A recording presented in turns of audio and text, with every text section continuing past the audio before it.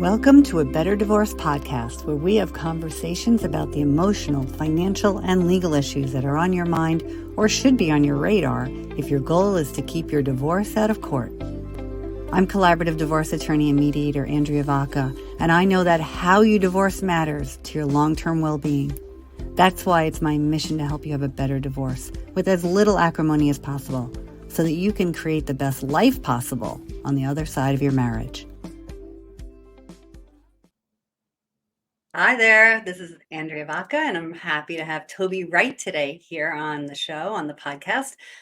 Tobi Wright is an interior designer and the owner of InsideWright. She brings her background in advertising and branding and bodywork to her work, which allows her to create beautiful personal spaces for her clients who are moving through different transitional times in their lives. So, Tobi, welcome to A Better Divorce podcast.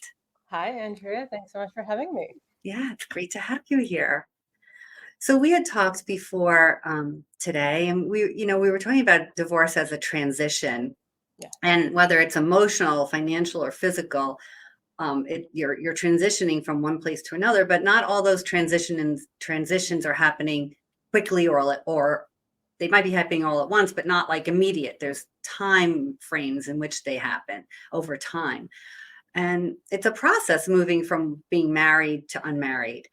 And when it comes to the physical transition of a divorce, maybe a couple is still living together in the early stages of their divorce process and transitioning from sharing a bedroom to one of them sleeping in a spare room or moving to the living room or moving to the basement.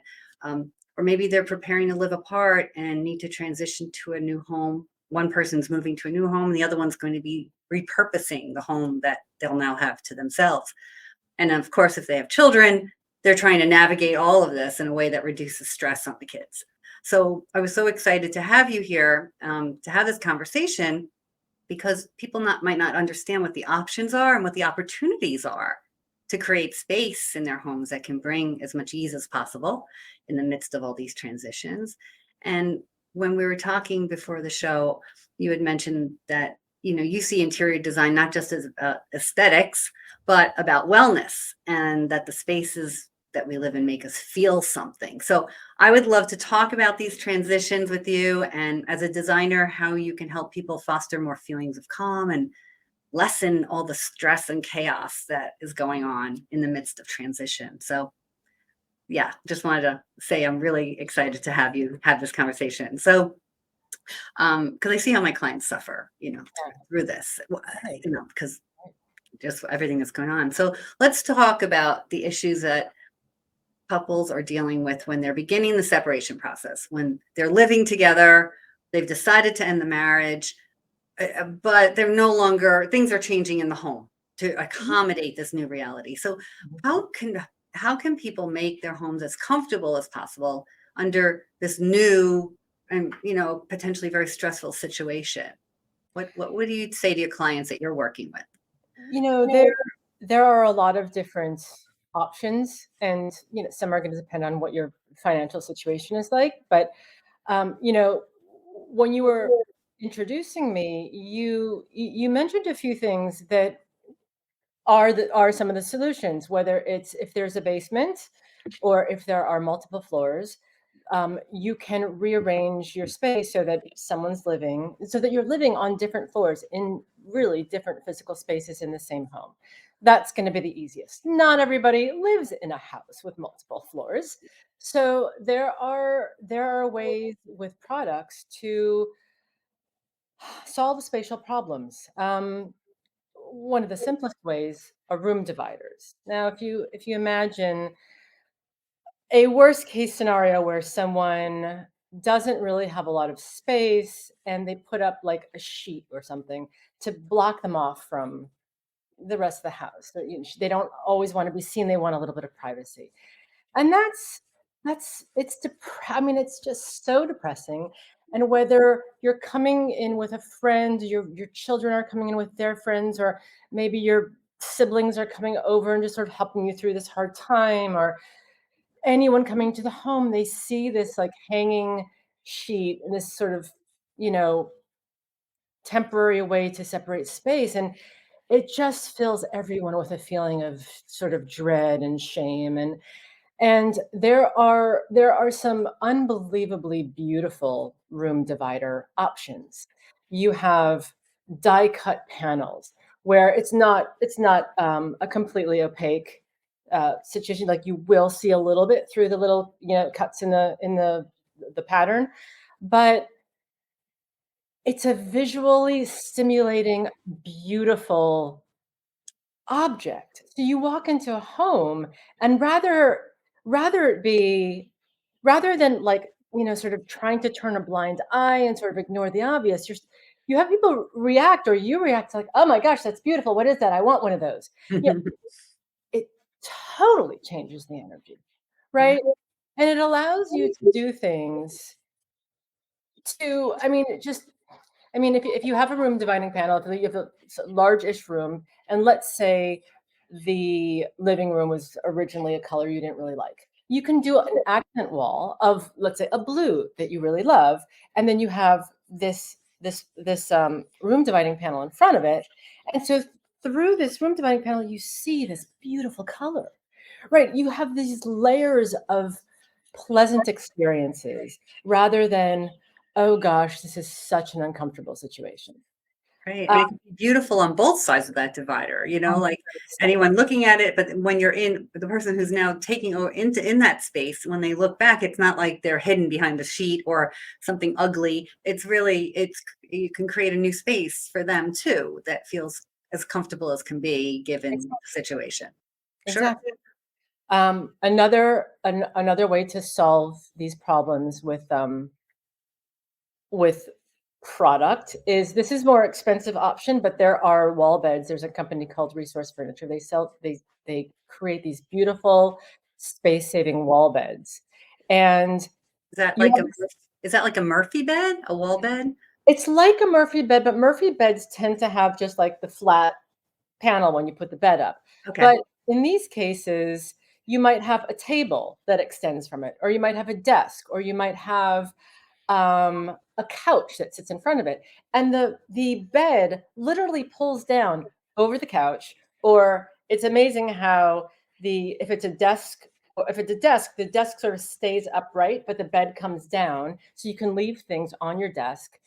And the nice thing about that is, let's say you're in the living room, right? And one of the parents has to sleep in the living room instead of sleeping on the couch. Well, let's also say that the way you come in and out of the home is through the living room.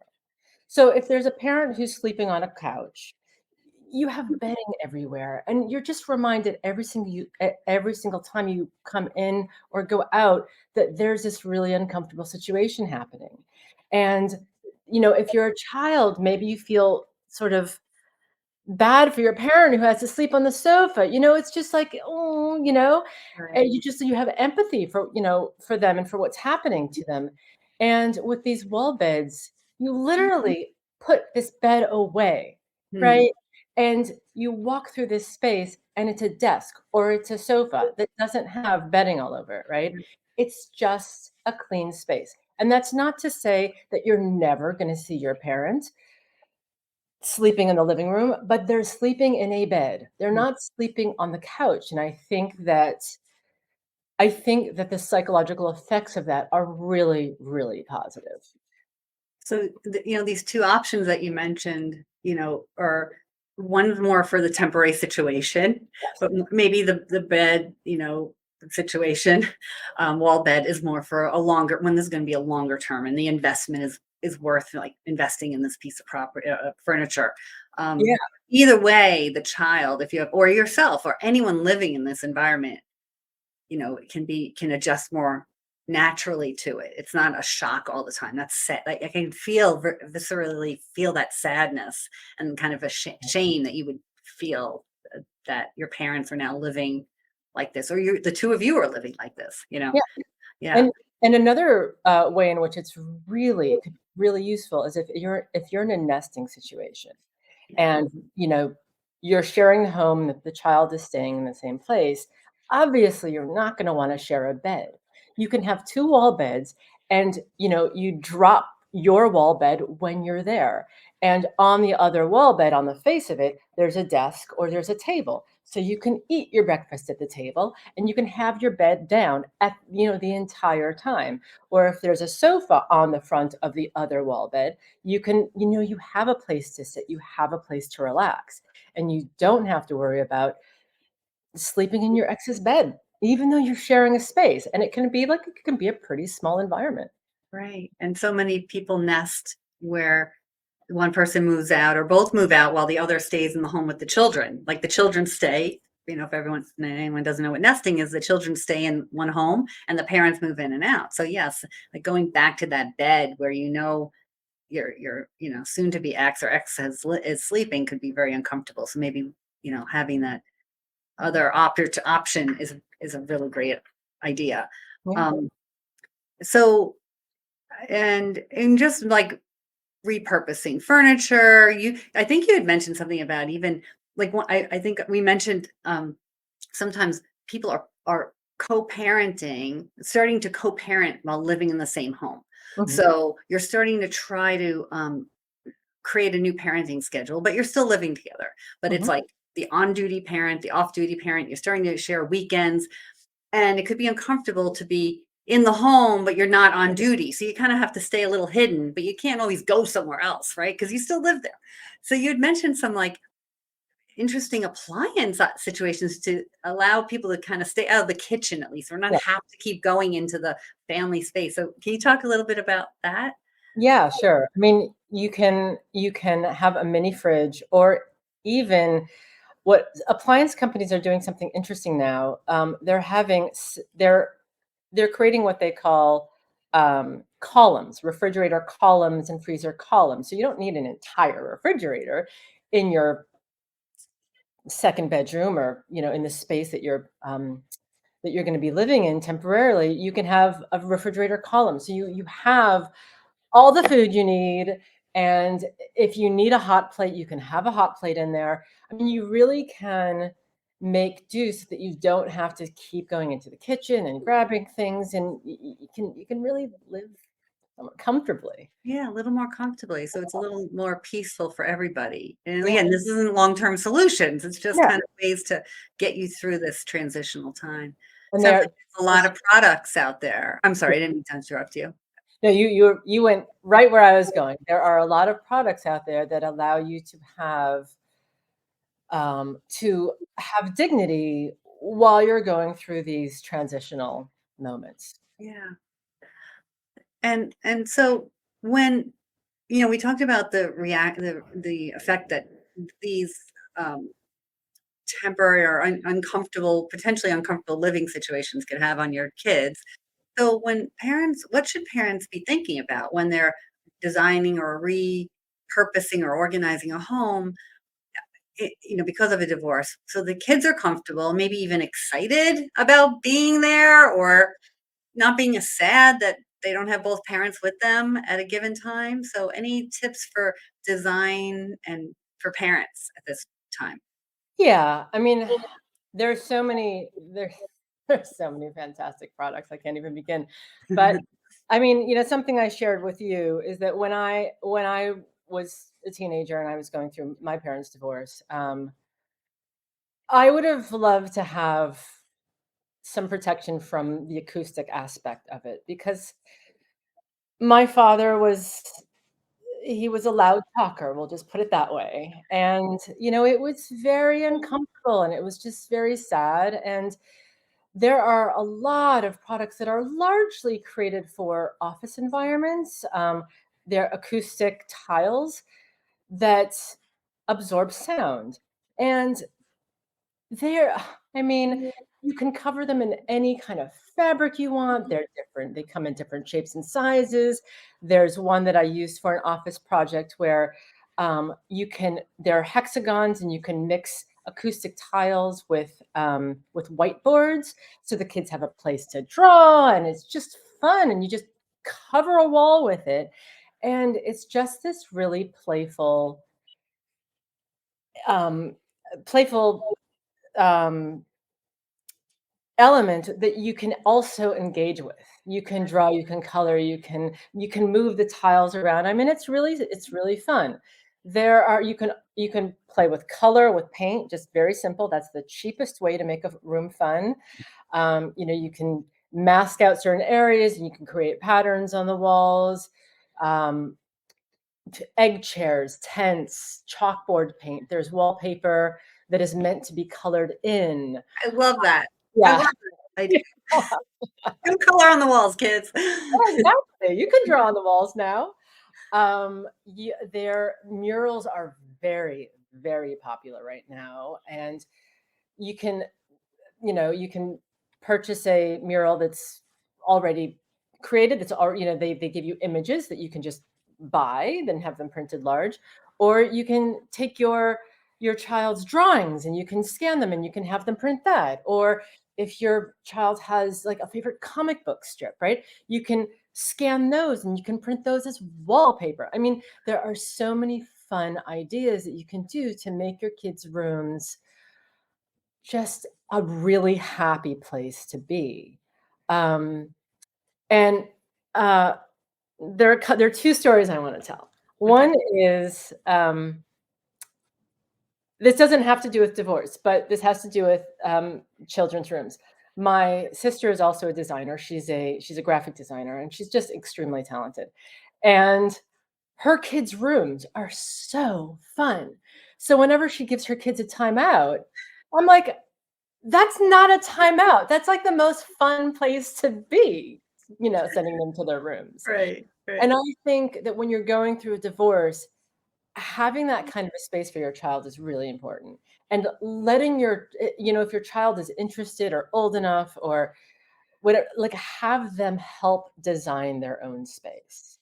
You know, have them involved in the process of making their room just special and fun and creative and just a great escape. Mhm.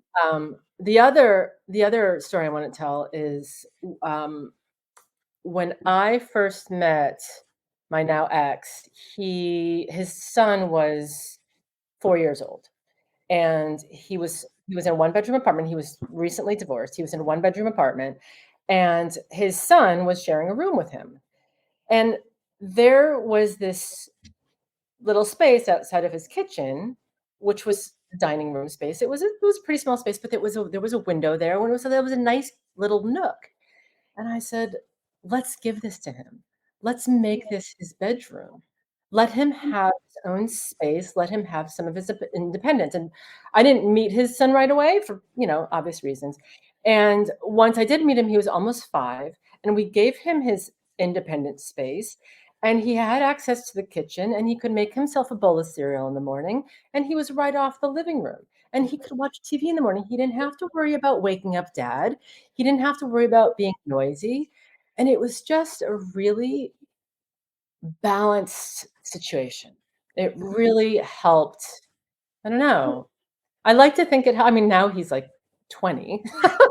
I'll have And to interview he's a him. really good, well-balanced kid, and I hope that helped a little bit. Maybe we'll have him on the show next, Come on the podcast and talk about Yeah, that. and, Um, you that know sounds healthy, to give him that space and to give his father and his new girlfriend, some space, right? It helps everybody to yeah. to separate. Sure.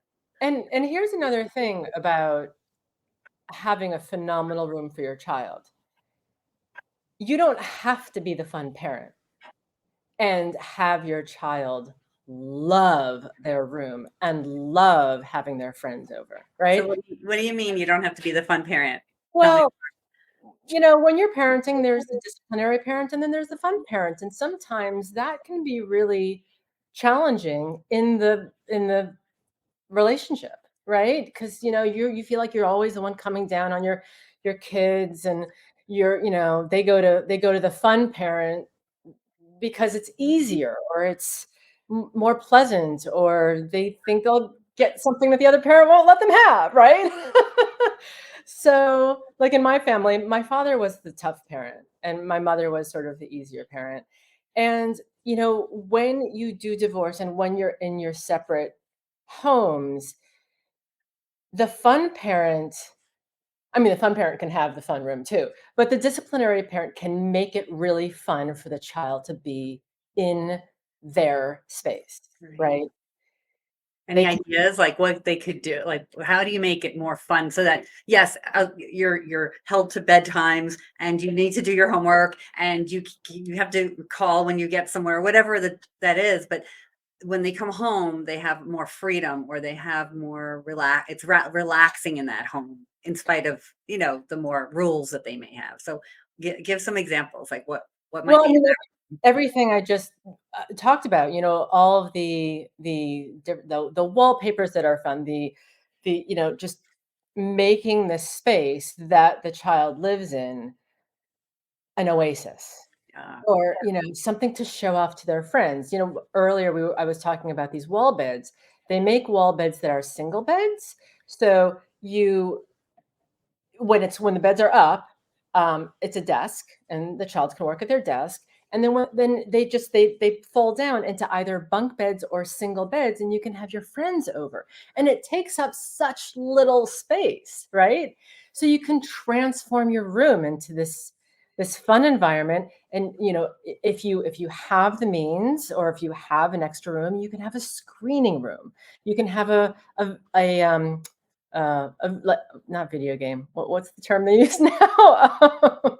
Like a gaming room. You can have a Okay. gaming room for your friends, right? Like, you can really have a home that your child, even if you're the disciplinary parent and you're going to have to do your chores and do your homework, you can still look forward to coming to this space and being there while you're doing your homework, having friends over, having this like really dynamic environment that nurtures you, that really nurtures you. So, and I love this idea. Whether it's the home that the child is now, like I said earlier, like missing their parent, right? Because well, they're always going to be just with one parent now, and so it's hard, those video calls and calls with the parent is just not the same. So having that really comfortable place, it's their little oasis, sounds lovely. Um, I also think one of the things that we want when we talk about nesting or moving between homes, nesting, this doesn't happen, but when you're making kids move back and forth, they're sometimes they have to bring a lot of things with them, and we've talked with people here on the podcast about the importance of not making kids do all that work, making sure that they have the things in their home, in each home, that they will need. So any ideas for parents for how to do that, and when they have limited space, how do you accommodate all the clothing and the stuff, so how can they make that work when the kids aren't there all the time but they Right. need their stuff there all the time? So Yeah, I mean, I was very inspired by your talk with Sarah Armstrong when you were talking about not having to pack, not the kids not like having their book bags full of their clothes when they go between homes. Um, it's really important to have a closet. Have a closet. The Container Store has Alpha shelving. For what it is so incredibly inexpensive, and it can grow as you grow, right? It's modular, so it's very easy to move around. And in a really small, it doesn't even have to be in a closet. These are things that you can hang on an exposed wall. If you want to cover it with a curtain, you can cover it with a curtain. But in one, small area, you can have hanging and some drawers and some shelves in a very, very small space. So the kids have their space where they come to, they know their things will be there, Yeah. and you don't have to, it doesn't take over your space either. I mean, can have your own things, Right. right? And always be stocked with socks and underwear and shoes and, just the basics. Always be stocked with that so that your kids aren't dragging their things back and forth to school, from school. It's again, it just this all of this stuff just has the potential to weigh on us very heavily. Yeah. Whether Really yes, heavily. it does. So what, you've mentioned all these ideas, but it's a lot to think about when you're when you're in the middle of this kind of chaotic feeling. Like you just, how do I make this work? Like they might not have the bandwidth, people, to think things through like this. So what would happen if somebody called you and said, all right, Toby, you need to help me here? Like, what do you exactly do? Like, if you were to come in and help someone conceptualize what they may need, what could help, where do you start with people to figure this out? I mean, depending on, I start with the space, regardless. I was going to say depending on the situation, but it's actually regardless of the situation. You start with the space. You know, I think, one of the benefits of working with a designer is that we are privy to so many products, and so many products that people just don't have any reason to know exist, right? So we can see a space a little bit differently because we know what products are out there and how we can rearrange we can rearrange furniture, or divide space in a manner that's going to make them, again, the word dignity, to go through divorce with dignity. Um, so yeah, I start with space, and I'll take measurements, and then I'll share ideas for products, and you know if and I'll talk about how I would divide the space, and if they don't really if they're not in a position to purchase any major furniture, then we can talk about how to rearrange their existing furniture.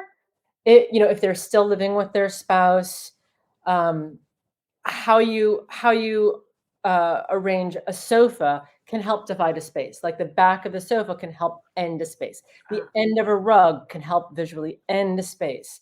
Um, a bookcase can help divide a space. So there are ways to take what you already own and just move them around, curate them in a manner that isn't overwhelming. It's not like, "Oh my gosh, I'm gonna have to spend a ton of money, and I'm gonna have to do this, that, and the other, and you're not gonna have to clear out of your house. You're not, you don't have to buy a new home immediately."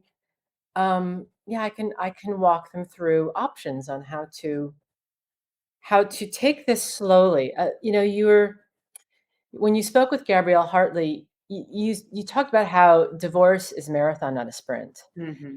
Patience, especially in this world of instant gratification, is important.